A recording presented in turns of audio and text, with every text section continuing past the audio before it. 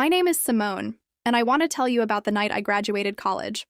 I want to tell you about the restaurant my parents chose, the dress I wore, the way my father ordered the expensive wine like a man celebrating something, and the exact moment I understood that the thing he was celebrating was not me.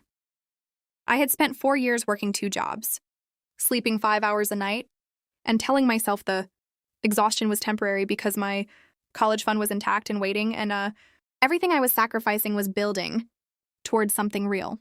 I want to tell you about the moment I found out the fund was gone. And I want to tell you about the one phone call I made the following morning that my parents did not see coming and could not undo. I grew up in a house where love was distributed unevenly and everyone pretended otherwise. My brother Theo was 3 years younger than me and had been the easier child in the way that some children are. Louder, funnier, less self-sufficient, and therefore more consistently present in my parents' attention. I was the one who handled things quietly, got good grades without being asked, took the bus instead of asking for rides, learned early that self-reliance was not a virtue my family rewarded, but simply a trait they relied upon. I did not resent Theo for this. He was my brother, and I loved him in the way you love people who are simply themselves without apology. What I did not fully understand until I was 22 years old was that my parents had been making financial decisions about my future with the same logic they applied to everything else. Theo needed something, so Theo got it, and the accounting would sort itself out later. My college fund had been started by my maternal grandmother when I was born. She contributed to it every birthday and every Christmas for 18 years without fail. When she passed during my sophomore year of high school, she left an additional sum that brought the total to $84,000. I knew this because she had told me herself, sitting at her kitchen table 3 months before she died, holding both my hands and telling me that she wanted me to have options, that the money was mine and it was for my education and she trusted me to use it well. I told her I would. I meant it completely. I applied to colleges at 17 and was accepted to a university 4 hours from home with a strong program in environmental science. My parents attended the acceptance letter opening and my father opened a bottle of champagne. My mother cried. Everything felt like a beginning. When I asked about accessing the college fund for tuition, my father said he was managing it and everything was handled, and I should focus on my studies. I focused on my studies. The first year I took out a small student loan because my father said the fund was in a fixed-term account. An early withdrawal would incur penalties. The second year, I took out a larger loan because he said the market timing was not right. The third year, I stopped asking questions and started working 2 jobs, a morning shift at a campus coffee shop and evening, tutoring for undergraduate students who needed help with biology. I told myself this was temporary. I told myself the fund was there and everything would be reconciled when I graduated. I did not investigate because investigating would have meant accepting that something was wrong, and I was not ready to accept that until I had no choice. I graduated on a Saturday in May with honors. My parents drove up for the ceremony and took photographs, and my mother straightened my cap before I walked across the stage, and my father shook my hand afterward, with genuine pride in his eyes. That evening, we went to dinner at a restaurant in the city, the kind with white tablecloths and a wine list, and small portions that cost large amounts. My father ordered the expensive wine. He made a toast about hard work and futures and everything I had built. I sat across from him in my graduation dress and felt, for one complete moment, that everything had been worth it. Then my mother mentioned Theo's car. She said it casually, the way people mention things they have already processed and forgotten. She said she hoped I didn't mind that they had used a portion of the college fund the previous year to help Theo with his car situation because he had really needed reliable transportation for his new job. She said it as a completed fact, something that had happened and been absorbed into the family's ongoing narrative. She said portion. She said portion the way people say portion, when they mean something significantly larger than a portion. I asked her to clarify what portion meant. My father set down his wine glass. What followed was 20 minutes of the most careful language I had ever heard 2 people use in real time. Theo had needed a car 2 years ago, a reliable one, nothing extravagant. Then there had been some credit card debt that had gotten out of hand. Then Theo had wanted to take a trip. a trip he really needed for his mental health. They said somewhere warm, 2 weeks in Mexico with his girlfriend. Each expense had seemed manageable at the time. Each one had been temporary. Each one had been followed by a genuine intention to replenish the fund before I needed it. My father said he had planned to tell me after dinner, when the mood was right. My mother said she hoped I could understand that family meant sometimes making difficult decisions. I sat with my hands folded in my lap and I asked one question. I asked how much was left. My father looked at the tablecloth. $11,000. Out of $84,000.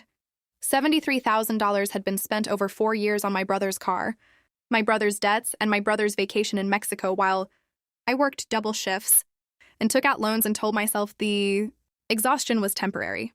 I did not cry at the table. I did not raise my voice. I picked up my water glass and I took a long drink and I set it back down. And I told my parents that I needed a moment. I excused myself and walked to the restroom and stood at the sink and looked at myself in the mirror for a very long time. I thought about my grandmother sitting at her kitchen table holding my hands. I thought about the phrase she had used. The money was mine, not the family's, not a resource to be distributed, mine. And I thought about the fact that I had spent 4 years in a fixed belief that a safety net existed beneath me when in reality I had been walking a wire with nothing below me at all, and the people who had removed the net had stood at my graduation that morning and taken photographs and felt proud. I walked back to the table. I sat down.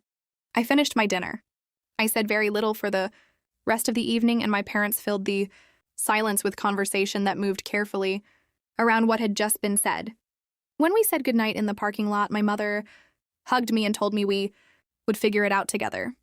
My father patted my shoulder. I drove home alone. The following morning, I made 2 phone calls. The first was to a financial advisor I had met through a campus program during my junior year. I explained the situation in full.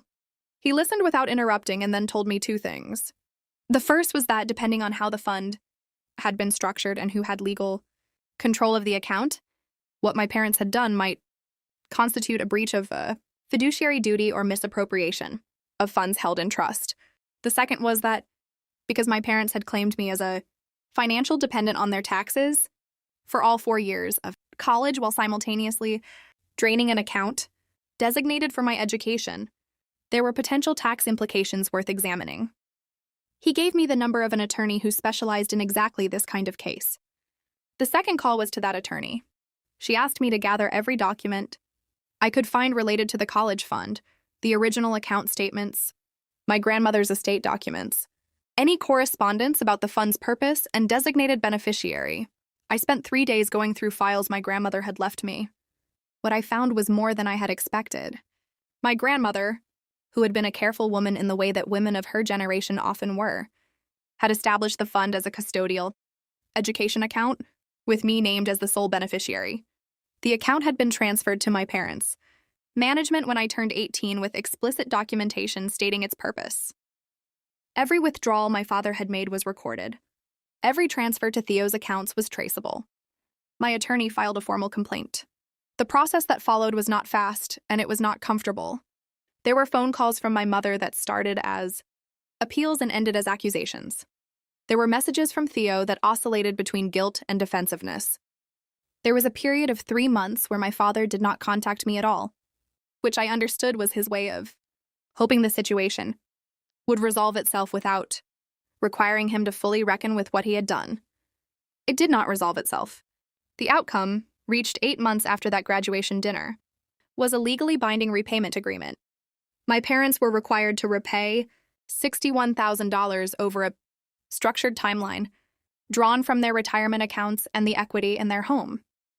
The remaining $12,000 that could not be recovered was acknowledged in writing as a debt of record. The tax implications my advisor had flagged resulted in an amended filing that cost my parents additionally. Theo repaid nothing directly, because legally his name was one step removed from the account. But he knew, and I knew that he knew, and that knowledge sat between us at the One Family gathering we both attended the following year, and it has never fully left the room. People ask me if I would have done anything differently. I think about that sometimes. I think about the 4 years of double shifts and Student loans and the exhaustion I told. Myself was temporary. I think about my grandmother's kitchen, table, and her hands holding mine and the word she used. Mine, and I think the only thing I would have done differently is ask the question sooner, investigated earlier, trusted the discomfort I felt every time my father said the timing wasn't right. Instead of filing it away and working another shift, the money my grandmother left me was an act of love so deliberate, it survived her by 18 years, before it finally did what she intended. It gave me options. Not the option she imagined, perhaps, but the option to stand in a situation that was profoundly unfair and refuse to absorb it as normal. To pick up the phone and say, this is not something I am willing to simply accept. If you were raised to handle things quietly, to be the one who manages without asking, to file away the discomfort and work another shift, this channel is for you.